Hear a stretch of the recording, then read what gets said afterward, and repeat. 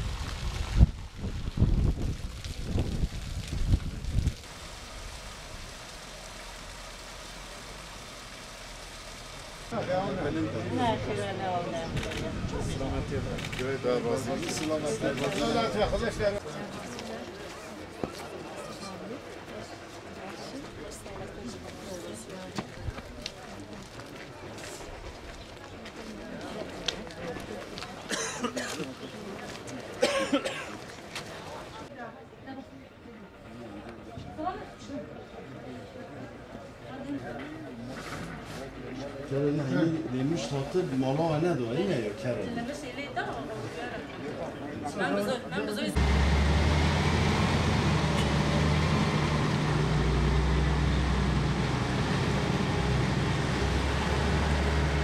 Şu anda Saray ilçemize bağlı Karahisar köyündeyiz.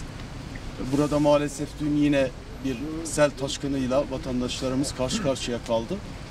Öncelikle dünden beri son birkaç gündür hem Saray'da hem Başkale'de hem İpek Yolu ilçemizde meydana gelen taşkınlardan dolayı vatandaşlarımıza ve halkımıza geçmiş olsun dileklerimizi iletiyoruz.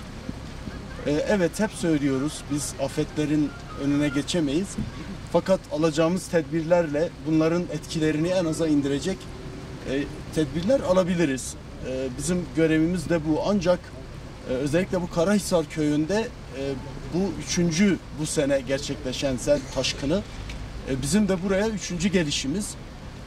Elbette köyün durumu, konumu aslında biraz yerleşmeye müsait olmayan bir konum. Bunu açıklıkla ifade edelim. Taşkın risklerinin sınırları içerisinde olan yapılaşmalar da var.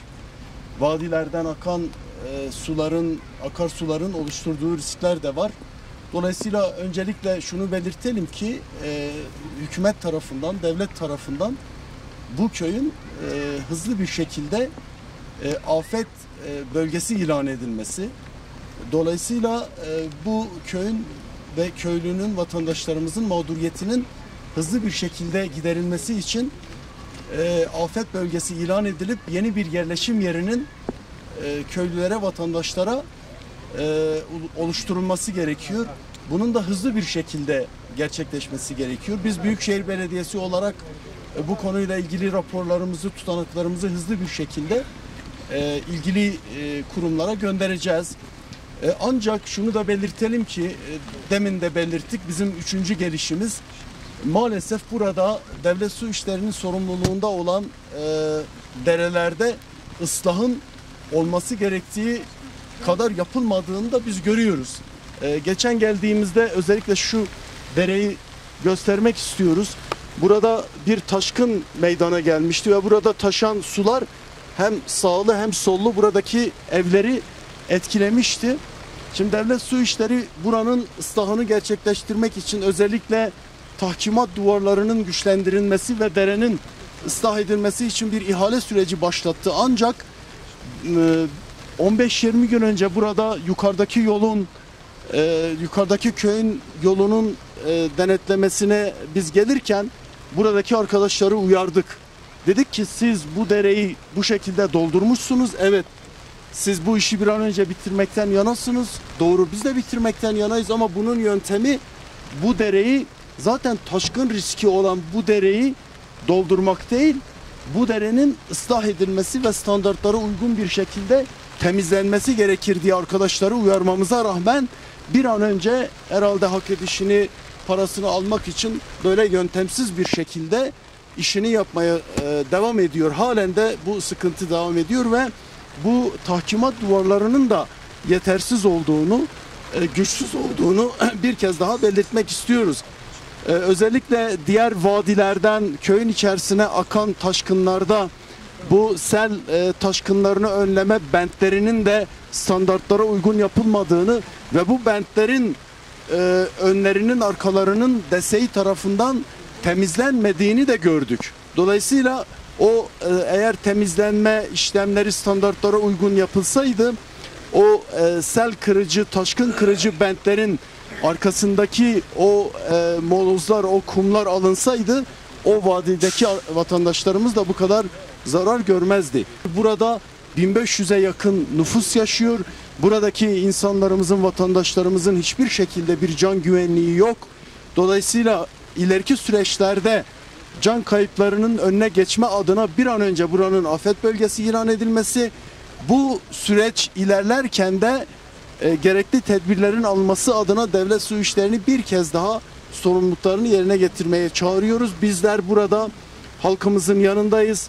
Halkımızın maddi, manevi sıkıntılarını, zararlarını giderme adına Büyükşehir Belediyesi olarak üstümüze düşen her şeyi yapacağız.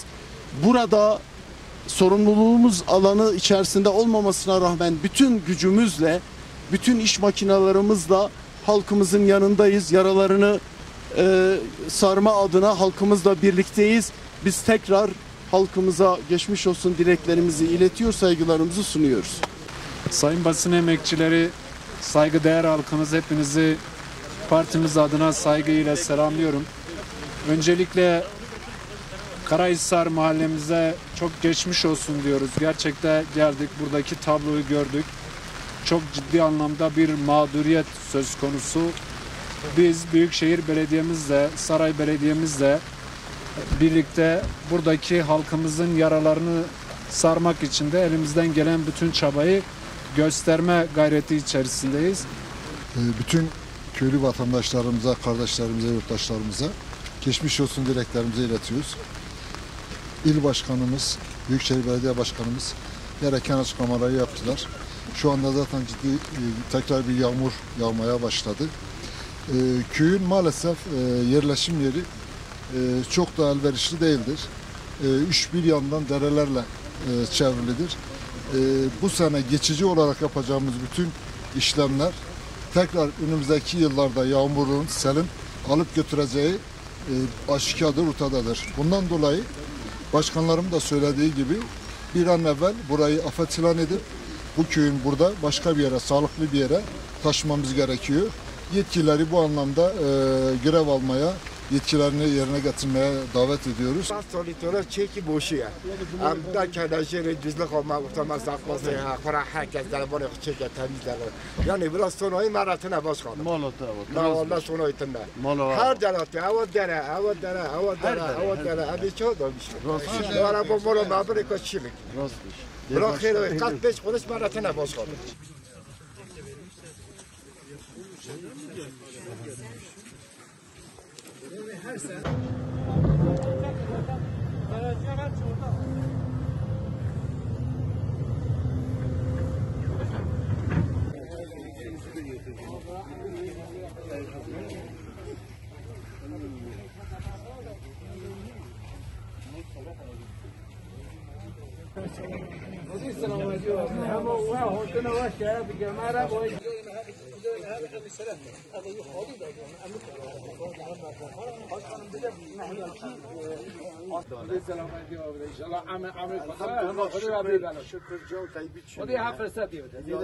maddi hasara inşallah evciyaş destemetit bütün imkanlar me gelbabin emel onu babin Ya dici joku jarek di ev le seri hosa demişti hosa dibare nebin el tedbir evi jemde gel saziyen dici taybet gel devlet su işleri jemi bakın.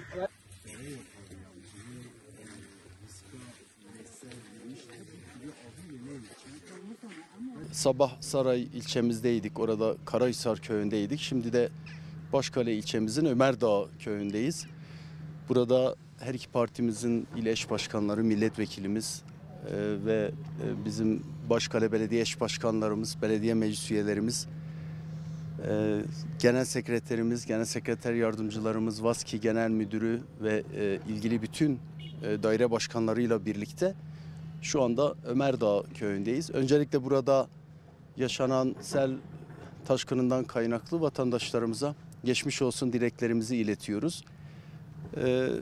Sevinçliyiz, en azından burada can kaybı olmadı, ancak tedbirlerin alınması gerekiyor. 10 yıllardır, yani bize verilen bilgiye göre 2013'ten beri bütün buradaki muhtarların, halkımızın başvurularına rağmen, burada gerekli çalışmalar, fizibilite çalışmaları yapılmasına rağmen ödenek yetersizliği bahane edilerek burada dere ıslahları yapılmıyor ve bu da vatandaşlarımızın mağduriyetine sebep oluyor. Dolayısıyla biz bir kez daha burada devlet su işlerine çağrı yapıyoruz. Lütfen sorumluluklarınızı yerine getirin. Buradan hükümete de bir çağrı yapalım. Yani 2-3 aydır yaşadığımız, gördüğümüz ortadadır. Devlet su işleri sorumluluğunu yerine getirmiyor ve vatandaşlarımız büyük bir mağduriyet yaşıyor. Biz buradan hükümete bir çağrı yapıyoruz. Devlet su işlerinin yetkilerini büyükşehir belediyelerine devredin. Devlet su işlerine aktardığınız bu özellikle dere ıslahlarıyla ilgili bütçeyi büyükşehir belediyelerine aktarın ve yetkiyi büyükşehir belediyelerine verin. Biz halkımızın bu mağduriyetlerini çok kısa bir sürede giderelim. Mahallemiz daha önce ciddi bir deprem yaşadı ve hala konutlar hasarlı. İnsanlarımız kendi konutlarında, kendi evlerinde yaşayamaz durumdalar. Deprem sonrasında yapılan konutlar da ciddi maliyetlere sebep olmasından kaynaklı. Halkımızın alım gücü çok zayıf olduğundan dolayı da bu konutlara yerleşme durumları da söz konusu değil. Bunun üzerinde de peş peşe gelen sel olaylarından kaynaklı köyümüz ciddi anlamda şu anda mağdur durumda. Yıllar önceden devlet su işlerinin yapması gereken su kanallarının yapılması gereken derelerin ıslahı yapılmamış. Bundan dolayı 3 koldan köyün içerisine doğru yağan yağmur şiddetiyle sele dönüşünce tabii haliyle büyük bir yıkıma da sebep olmuştur.